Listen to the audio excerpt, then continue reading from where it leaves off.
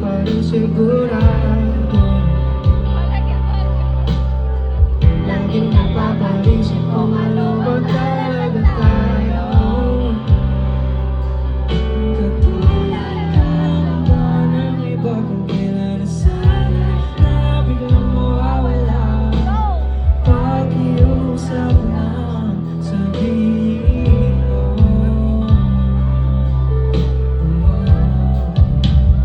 Ano ba talaga tayo?